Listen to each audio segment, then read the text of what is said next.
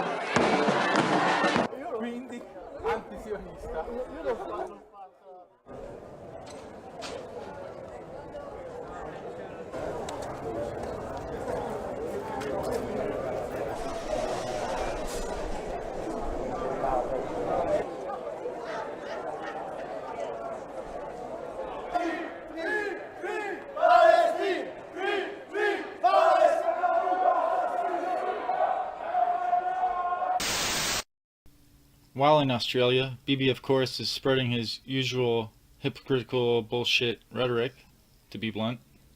It's not conceivable that people will say the Palestinians should have a state and continue to call for the annihilation of the Jewish state, Israel. One of them is being annihilated in front of our eyes.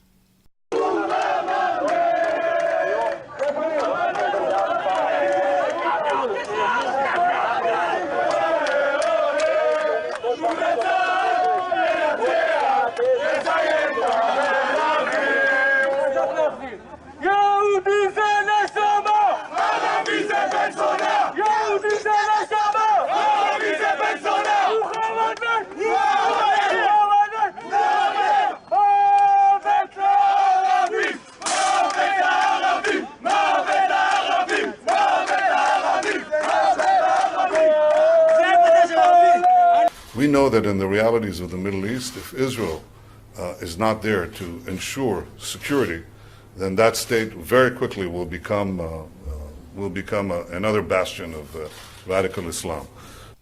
Right. Radical Islam. He always keeps talking about radical Islam, while never once mentioning radical Zionism.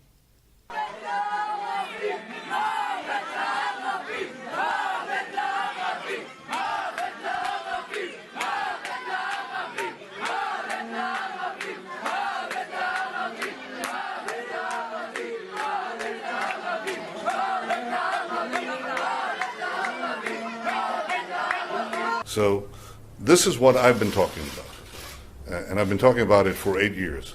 I said we have to make sure that the Palestinians recognize the Jewish state, and we have to ensure that Israel has the overriding security control of all the territories. All the territories. Yep, it is well documented that they want control of lots of the territories. Other than that, I want the Palestinians to be able to govern themselves and to have all the freedoms to do so. I too am a Jew. I believe that the same rights that Jews demand throughout the world should be there for Palestinians. Mr. Netanyahu does not believe that. He believes that Palestinians should be kept under Israeli Jewish dominion. They have to recognize Israel. Amazing, isn't it? I hate sounding like a broken record, but Palestinian officials have recognized Israel multiple times, as Israel has never once recognized the Palestinians. And Israel has to have the residual military control. That's my view. It hasn't changed. See, this is a perfect example.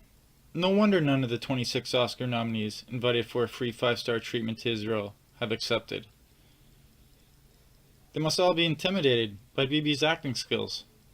We do not support one-sided resolutions which condemn or criticise Israel of that kind. We haven't done in the past and we won't in the future. It's a complex problem. It needs to be resolved by direct negotiations between the parties, and we certainly encourage that. So that is our position, and it's been consistent. We are a very committed friend of Israel. We are a very consistent friend. It's always comical to me how current heads of state seem to always kiss his ass while spreading his propaganda. Well, the ones with the Rothschild Central Bank anyways. Another common theme I find is former heads of states criticizing Israel's policies while current ones praise them. Odd, isn't it? I'm 76 and this has been going on since I was a small girl, since I was 8 or something, yeah. Time it was over. I hope and pray that in my lifetime Palestine will be free.